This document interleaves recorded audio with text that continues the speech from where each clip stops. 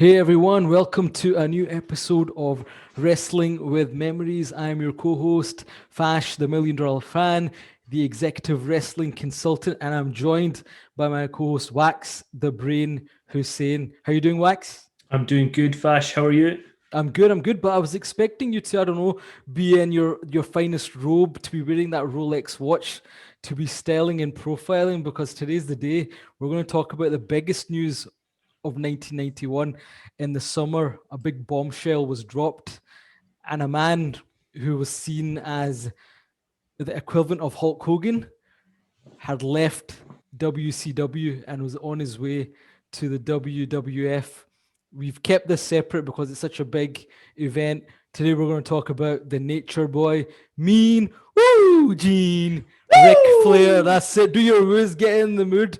Um, as I said when we did our first episode, I remember even at the age of 6, 7, you were a Ric Flair fan straight away. For me, it took a while to understand the character, what was going on, and later on learning about how great the man was. But you straight away gravitated to the heel. So I'm going to throw it across to you, and you tell us about what happened in the summer of 1991. That at the time was the biggest news to hit professional wrestling. Yep, Fash, you're right. It shocked the world when Ric Flair joined the WWF. And just in terms of, why I was such a big fan, I think I only really seen him when he started in the WWF. Same for you, probably. We watched his career from, when he joined the WWF through Survivor Series, through the Royal Rumble, and he had a great run, which we'll talk about in future episodes. But today we're going to focus mostly on, the events that led to his transfer or his contract ending at WCW and his move to the WWF. But who is Ric Flair? Ric Flair is synonymous with wrestling, and he has been for 6 decades now. Fash, can you believe it? 6 decades of Ric Flair. It's incredible. Yeah, what a career he's had, and it's always been high profile stuff. It's never that he's just been a mid carder, maybe the odd a few months here or there, but he's always been a very high profile wrestler.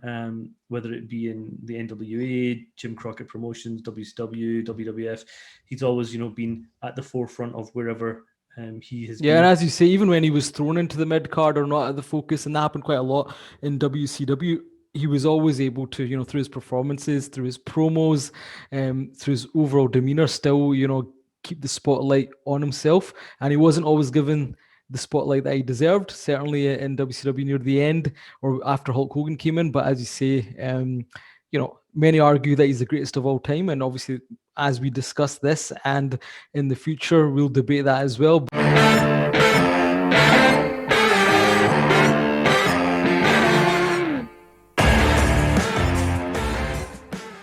Yeah, where were things in 1991? Because at the start of the year, obviously Ric Flair is in WCW. But can you give us a bit of a background for those that don't know the history of it all, of the NWA, JCP, and how we get to this moment in time? Yeah, well, I mean, Ric Flair by 1991 had already been wrestling for 18 years. So you would think he's, coming towards maybe the tail end of his career. But in actuality, it's probably not even, halfway through yet, knowing what we know now. The NWA, obviously, he became NWA champion in the mid-80s for the very first time. And he had a great feud with Dusty throughout the 80s, moving on to Sting. And prior to Dusty, it was Harley Race. So he's always been involved in sort of legendary angles with all these great characters that we've come to know. And one of the amazing things about Ric Flair is that he's actually survived a plane crash in the 70s where he broke his back in multiple places. And at that point, he was probably fearing that is the end of his career. But that was actually just very early on in his career, and he did manage to come back and become NWA champion in the early 80s. I'm missing some of the great feuds that he's had in the very early days because I don't think most of our audience would recognize some of those names. But Ric Flair was a legend even before he became NWA champion, and that's the great thing about Rick. He's had such a long career. He's done so much that he's been so impressive.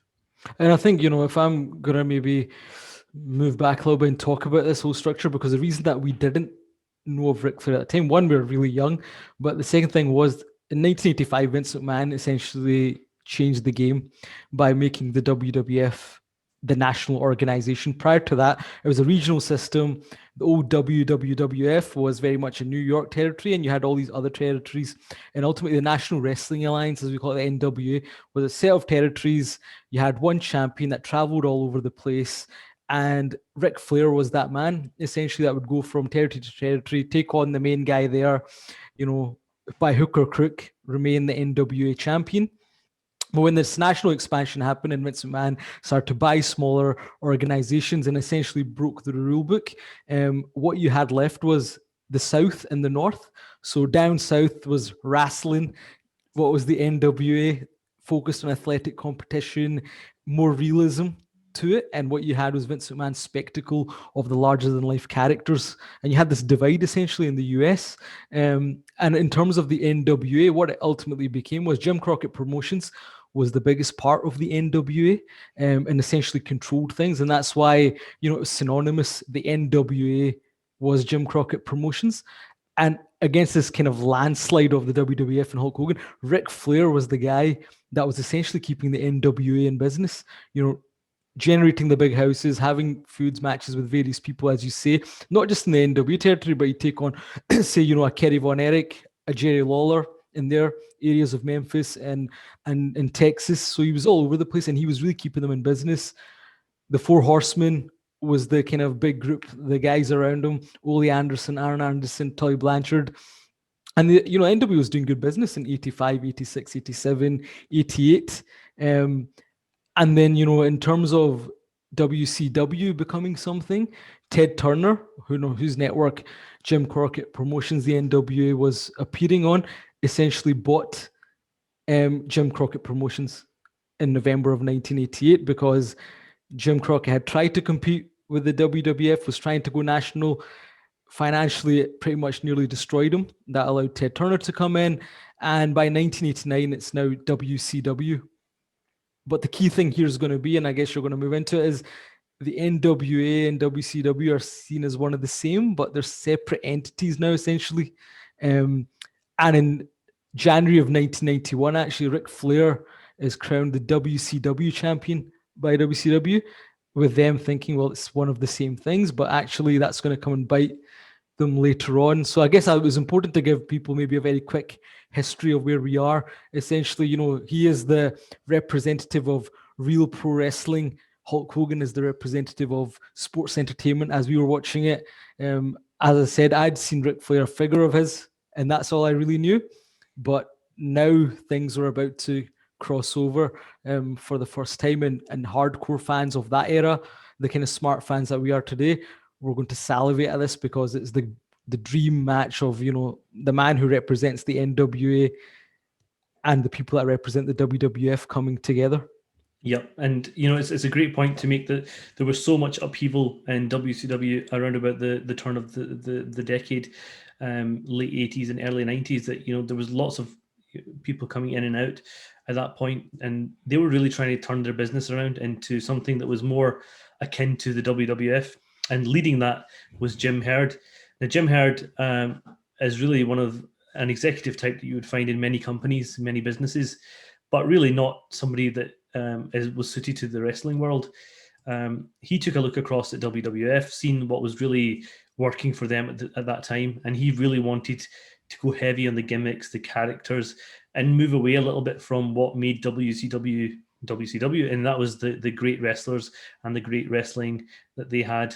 And I think that was one of the key things that has led to the situation of Ric Flair's contract finishing, or ending up in a place where Ric would not accept a new contract extension, which we'll get to in a second. But Jim Herd, many people put down as the man responsible for this saga, and in essence, the few years that followed were really probably the lowest of the low for WCW. Well, that's the thing, because Jim Herd, I don't know, you mentioned the guy's name and I want to order a pizza. And for those that know, will know. But yeah, as you say, when the branding to WCW came about, he was put in place as the man to run WCW. And yeah, as you say, he had those ideas. He wanted to be WWF light rather than stick with the gritty NWA WCW. kind of product, which differentiated them. And he started to bring in, weird ideas, various characters, and he wanted to then control what was going on. And from his perspective, Ric Flair was too old, and the focus had to be on the younger stars such as Sting and Lex Luger. And he kind of butted heads with Rick straight away. I mean, he removed him from the booking committee because Ric Flair at the time was part of the booking committee. And then he started to kind of tinker with other things. So as I said, Ric Flair was a champion at the start of the year, but Jim Herd was trying to control what Ric Flair, the wrestler, would be moving forward. I mean, you must have heard about the kind of ideas he was putting across to Rick, what he thought Ric Flair should be moving into the 90s. Yeah, I'll come on to that in just a second. I mean, Ric Flair's title reign that started sort of early 91 came off the back of a run that Sting had. And actually, there's a lot of comparisons to be made between Sting's run in WCW and Ultimate Warrior's title reign, and both being thought of as unsuccessful. I mean, we'll come back to this another day, but that led to WCW going back to the trusted man, Ric Flair, because he was a proven draw. He would bring the audiences in, whether he was a good guy or a bad guy. And that was the reason they went back to Ric Flair. Now, as you mentioned, Jim Herd was very keen to move the WCW on into different ways. And there's merit in that, I think, that WWF were doing really well at that time, and they were making a lot more money than WCW were. But he probably didn't go far enough in terms of what he wanted them to achieve. There were there was a halfway house, I thought, where, there was some focus on wrestling, some focus on gimmicks, but the gimmicks that they did come up with were not very impressive at the time. Going on to Ric Flair, I mean, Jim Herd really, thought the end of the line was there for the Ric Flair character. He didn't really see a future for the Nature Boy, but what he did see a future in was Ric Flair turning into almost a gladiator-style character at one point, or having his hair cut and a diamond ear pierced, and coming out with denim jackets. And also he wanted to change the style of Ric Flair. Spartacus, was the character, wasn't it? Yeah. That is in folklore. No, I just could not imagine Ric Flair being anything other than the Nature Boy. Fash, how would that have gone down? I mean, it just showed how clueless Jim Herd was at the time, right? You've got a guy who, as you say, you keep going back to because he's the one that's drawing the money, right? And many people have said this. If it was Luger against Ric Flair, it was going to draw some money for them. If it was Sting against him, if it was Ricky Steamboat against him, no matter who it was, Ric Flair was able to bring in the crowds. And he was kind of, as I say, he was the NWA.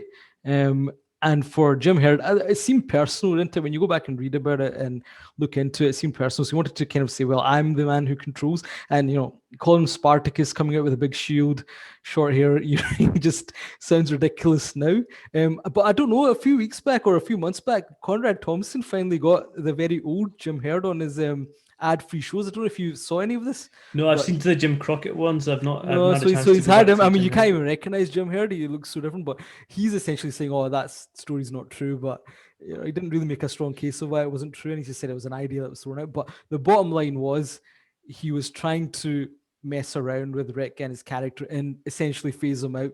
And another part of that was, you say, his contract was running till 1992, but they offered him a new contract, which was far less money.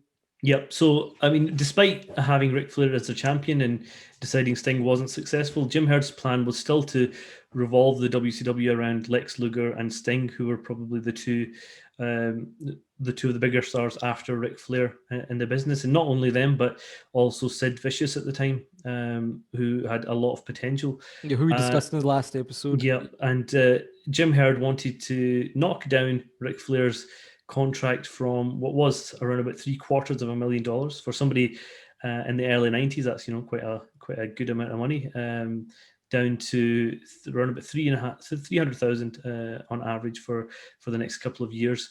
Now that's a massive fall, something that Fash certainly wouldn't accept as $1 million. I wouldn't accept it. And the Nature Boy with his lifestyle is definitely not going to accept that. He's styling and profiling. You can't do that on 300K. Absolutely, and there's no chance that Ric Flair was going to accept that insult to him, despite the other people behind him who have never proven to draw anything, earning a lot more, including Sid, who's still pretty new to the WCW at that time. Flair refused the contract. There was a lot of back and forth. It got to the stage where he was due to drop the title, and they still hadn't come up with a viable solution. Eventually, I think Jim Herd decided enough was enough and decided to fire Ric Flair Well, that's the for. thing, isn't it? Because as this is going on, Ric Flair is scheduled to take on Lex Luger at the Great American Bash 1991. They're hyping it on television. Now, the outcome, as you say, Lex Luger was supposed to win that match, but Jim Herd is trying to play hardball with Ric Flair, and essentially, first Ric Flair's ready to drop the title, but then he says, "Well, actually, I don't want you to drop the title at the pay-per-view. Drop the title to Barry Windham before the pay-per-view." Now, from what we understand from Rick's account of things, he was on holiday. He said, "Fine, I'll come back and I'll drop the title to Barry Windham." But Jim Herd was so frustrated and annoyed that he said, "You know what? Screw it. You're fired." And basically fired Ric Flair while he's still the WCW champion. And as alluded to before, he's also the NWA champion because the one title is being used to represent both entities. And so we're going into the Great American Bash, and Mr. Jim Herd has essentially fired his champion and sent him home. Yep, quite a shocking thing to do. You wouldn't really imagine anybody doing that today, and especially getting rid of their biggest star at the time. And he was made to pay for that by Turner Broadcasting. The story is that he was made to go back to Ric Flair and beg Ric Flair to sign a new contract, despite the fact that they weren't giving him anywhere near the same amount of money.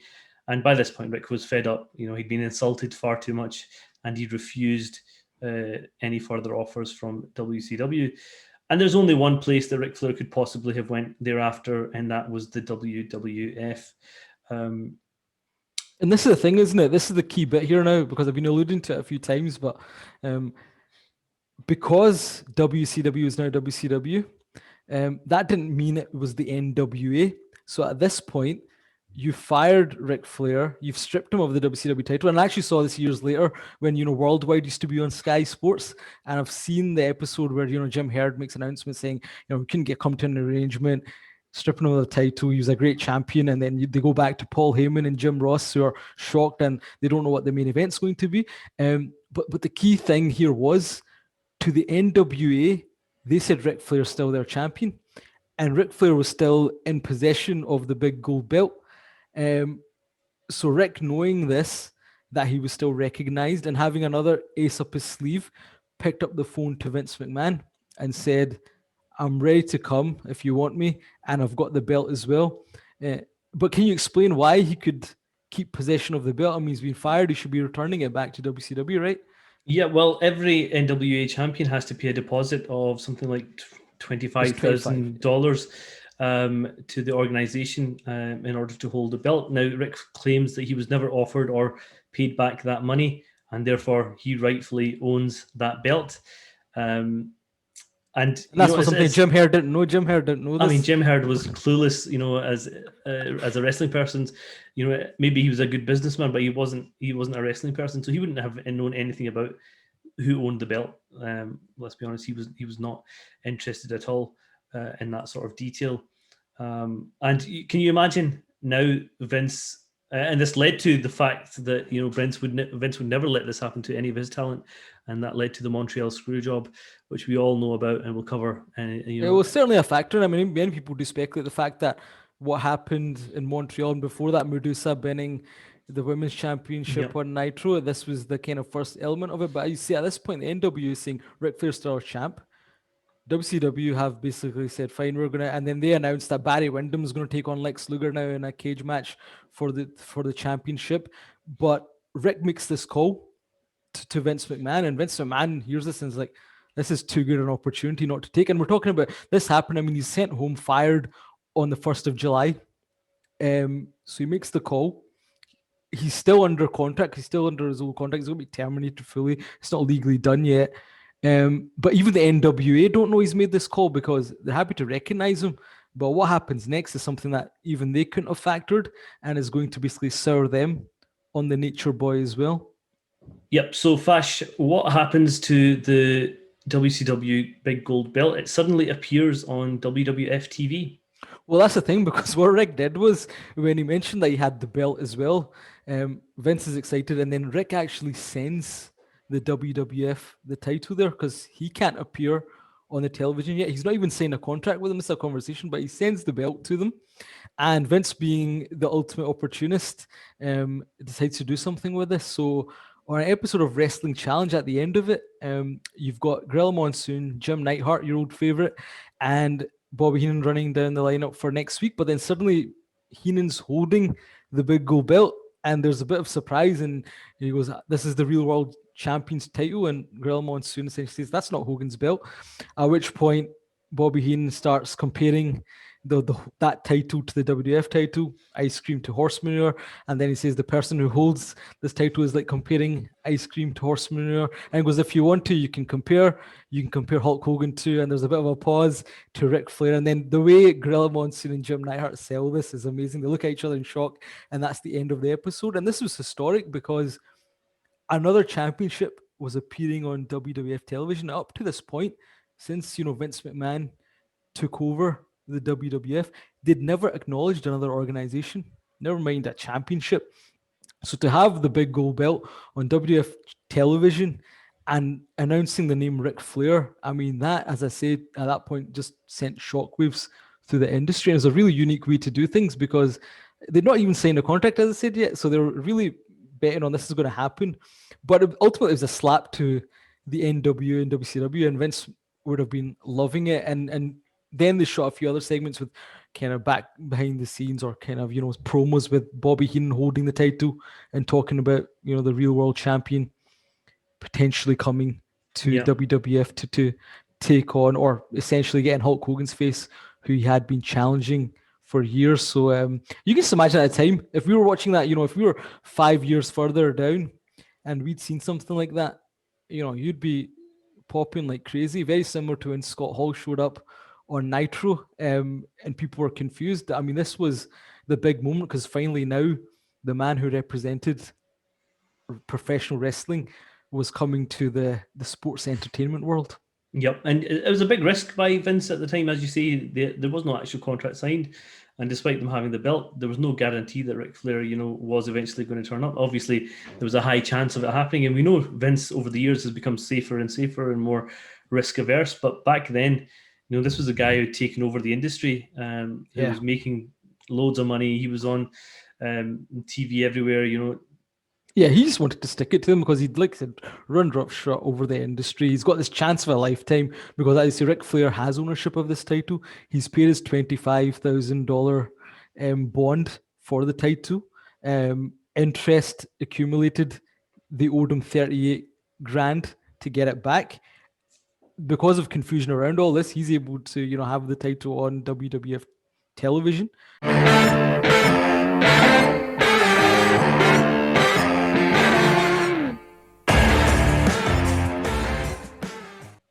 Right, Fash, so let's look at some of the key highlights as part of the Ric Flair coming to the WWF build-up. And, somebody who was fully part of that all the way through was Bobby the Brain Heenan, my namesake, and what a legend he was. And we'll cover Bobby's part in this whole angle as well. But one of the most memorable parts of this was the SummerSlam 1991, which we're going to cover in a little bit more detail on another episode.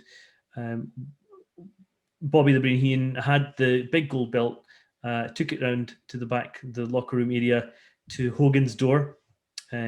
And we are made to believe that Hulk Hogan was on the other end of the door, although more than likely Hulk Hogan didn't appear until his 5 minutes before his match was due to start.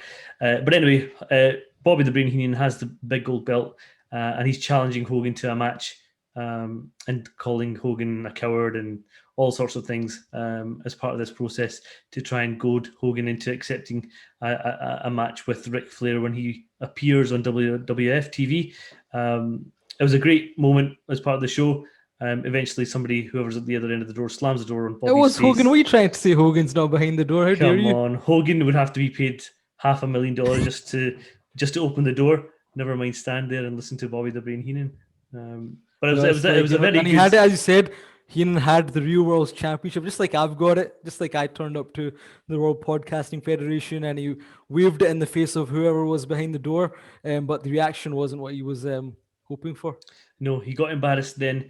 And, a wee while later on one of the episodes of Superstars, it was, we had one of the funeral parlor segments with Paul Bearer, who brought out Bobby the Brain Heenan, again carrying the real world champion's belt.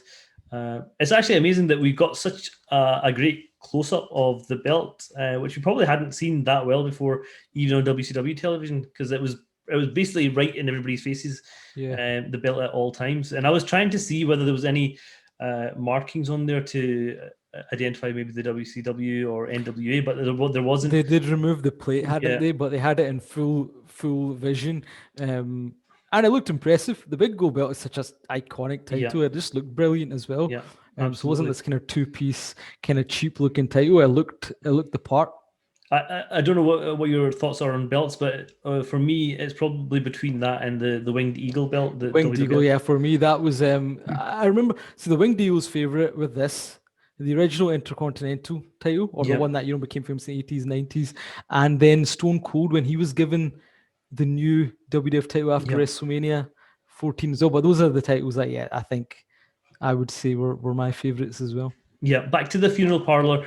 Bobby the Brain Heenan is spouting all this stuff about Ric Flair coming in, becoming the world champion, taking digs at Hogan. And on commentary, we have Roddy Piper, who's slowly but surely getting pretty annoyed with Bobby's tone.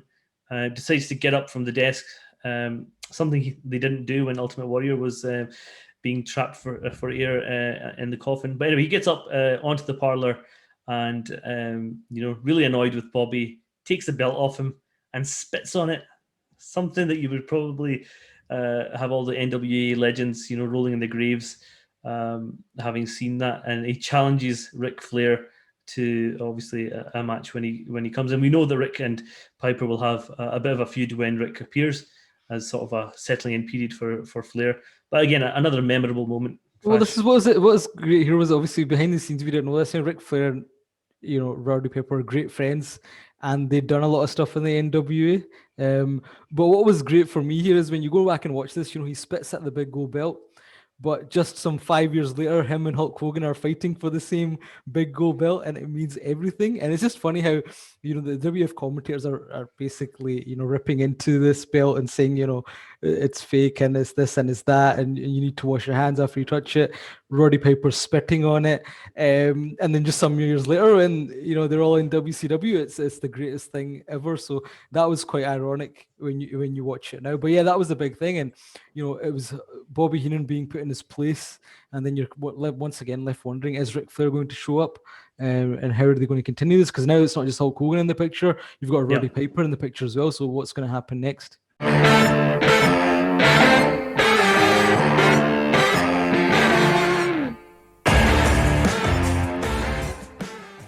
So let's look at the timeline then, right? On the 1st of July, Jim Herd fires Ric Flair. He sends the title to Bobby Heenan. Around about August time, Wrestling Challenge, Heenan reveals the title and says, the real world champion might be coming. He's contracted to another organization, but he might be coming to the WWF. SummerSlam takes place on the 26th of August. He goes and challenges Hulk Hogan, though we don't see Hulk Hogan, slams the door in his face. Then post SummerSlam, we've got this segment on the funeral parlor.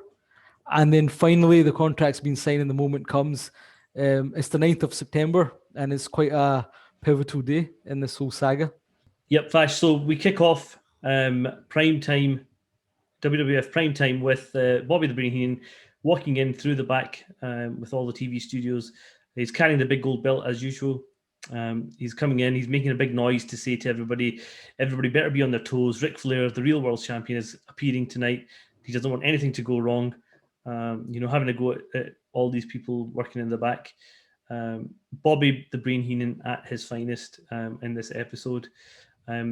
Later, we would realize that he was Ric Flair's financial advisor rather than manager or valet. And given where Ric Flair went in future years, probably not a very good financial advisor. Indeed.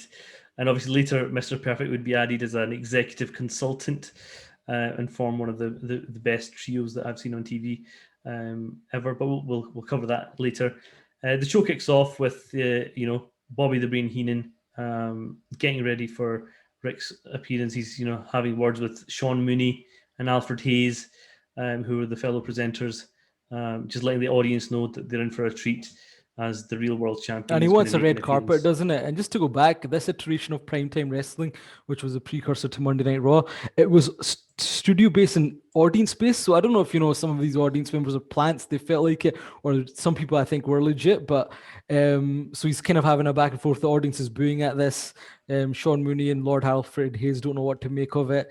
He wants a red carpet. He's saying the champion's going to come soon. And in the midst of all this back and forth, they're showing matches which are shot at various house shows and what have you. So they're building up to this appearance, and the audience is wondering if this man that everyone's talking about, if he's going to show up or not. Yep, they cut to Mean Gene Okerlund, who covers the build-up, including the SummerSlam skit and the Roddy Piper challenge that we've already covered. And it's amazing that in only a few years' time, Mean Gene, Bobby the Brain, and Ric Flair would all be back in WCW. It's crazy to think that time changes very quickly. Well, that's the thing, and this is why it's such an interesting period. As we're going to get through it, so many things are going to change here that at this point, you could not have imagined any of this happening. Yeah. Eventually, we come to the Nature Boy's entrance. He does get his red carpet, as Bobby the Brain Heenan wanted. Walks in, bright blonde hair, black and silver gown. And, immediately, this guy is the real deal. Just because of the build-up and how Bobby the Brain has portrayed him and how they've shown the belt. Straight away, this guy is main event level. And, for WWF audiences, perhaps they didn't actually know who Ric Flair was before this, but they certainly knew when he made an appearance that this guy was somebody to be dealt with, and he was going to be a real challenge to their Hulk Hogan. And he responds to Roddy Piper's stunt, and he talks about Hogan, and he's saying he's basically the real world champion, and he's here to take on all these guys. But for me, I thought, what did you think of them using primetime wrestling to debut? Yeah. For me, this was a misstep. I thought this was a horrible way to debut. Compared to what else they could have done. You definitely don't want your big, big debut to be in a studio. But I suppose maybe it was to make Ric Flair feel comfortable, because he was very used to these types of shows with the WCW, Jim Crockett promotion. They used to have a very much a studio-based show, and he would come on pretty much every week and do a promo. So maybe it was something that my assumption is that just because of the taping schedule that they had, maybe for Superstars and Wrestling Challenge, that they couldn't fill something, and what would the reaction be? But for me, how I would have done it, because the Fash Man's the ultimate booker, I would have had him come out at the end of SummerSlam if the contract had been signed. And I think at the time maybe it wasn't, but can you imagine at the end of that main event, which we're going to discuss in our next episode, if Hogan's there posing and suddenly the music blares, and in Madison Square Garden of all places, Ric Flair comes out with the championship and they just face each other and you fade to black. I think that would have been immense. Maybe they were afraid of the audience reaction, but I think so. I think maybe to me, this is the other issue. You got the hardcore fans who were salivating at this, but I don't think a lot of the audience knew who he was. And as we're going to learn in the coming months, I would argue that because a lot of the WWF audience here was the people that are just basically got into it in 1985, and they were younger and they were family focused, and they only knew Hulk Hogan and the Warrior and Randy Savage, etc. I think a lot of them didn't know who this guy is unless you were a hardcore fan, and a lot of the WCW fans were older, the ones that were into that as we went back to the wrestling. So I think this was the other thing where what they did with Bobby Heenan signposting him coming was good, but I have a feeling they could have educated the audience even more. So I know you said he came out and looked like a main eventer. In terms of how I was conditioned at that point, and we were quite new to it, and I think a lot of the WWF audience was conditioned, these giants, and this guy walks in with a lot of swagger and a promo, but you're still probably a little bit confused about what's going on. Yeah, and I think you're absolutely right. Despite the large or long build-up, they were maybe just a little bit unsure as to the reaction that he would get in an audience. And actually, they did take his overall rise and push towards Hulk Hogan quite slowly. They obviously had him medal with Piper first, and then they built up to Hogan, which we'll talk about, I guess, as we go through 91. But I guess on the road to SummerSlam and after it, for us, this was such a big event, and it was for professional wrestling, even though we talk about it now, that it deserved its own mention alongside other things we've discussed. But going back to it, I've got another question for you on this. It's a historic debut. Everyone can check it out online. But do you think it was maybe a couple of years too late? Do you think this? I mean, for me, maybe it was because what's going to happen in the WWF? Lots of changes are going on. It's a year of transition, a lot of behind the scenes things going on. What if he would have turned up in 1988, for example? I don't think it would have worked as well in 1988. And there's a couple of reasons why I don't think that. Firstly, I think what they'd planned for Hogan and Flair was over a longer period, because it obviously didn't happen at the immediate WrestleMania. It was meant to happen further down the line. And they had assumed Ric Flair in the WWF was going to work really well, and they had assumed that he would be there for quite a long time. So that match, I think, would have paid off eventually. Well, we're going to debate this as we move forward because I don't think Vince is going to have the same view issue, but we'll debate that for another day. I mean, my 1988 argument is this: that one thing is Ric Flair has said in his book that he was potentially going to jump in 1988, and Vince McMahon had given him a call saying, "Do you want to come and face Randy Savage at the first SummerSlam?" Which would have been huge, right? Now I don't know what to make of that because I did go back and think about SummerSlam '88, and there's a weird segment in there where it's the Brother Love show. And they're building it up as if somebody big's going to come, and it ends up being Hacksaw Jim Duggan, I think. But I think leading up to that, maybe at one point they thought it could be Ric Flair.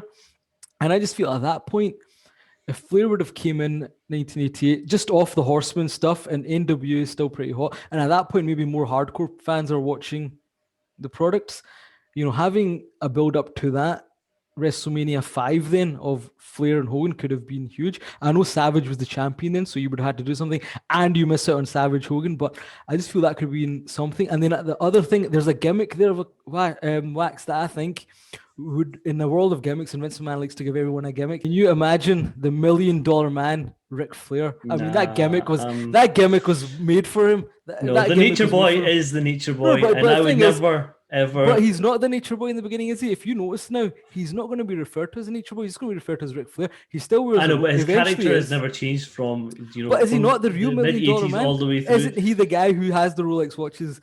I know he is. The limousines. If Vince McMahon could create a gimmick for Ric Flair that I think would have been even better than what Ted DiBiase did, I'm not saying he should be, but I could have seen Ric Flair. No, yeah, you're right. I could see him be, but I think it would be a wasted approach. This guy, has already got a ready-made character for you. Why try anything different? Well, I mean, we'll talk about it. This is we're going to clash because I don't know if they utilize that ready-made character as we go through this. I mean, no, but again, I think that's partly to do with how well the audiences knew him, and I think in the 80s, maybe he was a bigger deal in the WCW at the time, but WCW didn't become a big deal until the 90s and when Turner Broadcasting but the thing is, over. going back to Flair was the one that's propping up the NWA, WCW, right? I just feel there's a gap here. Even, we've talked about WrestleMania 7 and how much we hated that main event. Can you imagine if he would have came late in 1990 and WrestleMania 7's main event is Ric Flair against Hulk Hogan? I'm just spitballing here in terms of things that could have happened. But I just feel that, obviously, Rick was very loyal to the NWA and WCW, and that's why he didn't come in 88. I think he was negotiating in 1980, and it took somebody like Jim Herd to really tip him off for him to say, I'm not going to bother about this now. I'm going to go and do what I need to do. Well, if you think about it, but there's times in history where it could have. Yeah, he was the big man in WCW. Why would he ever leave?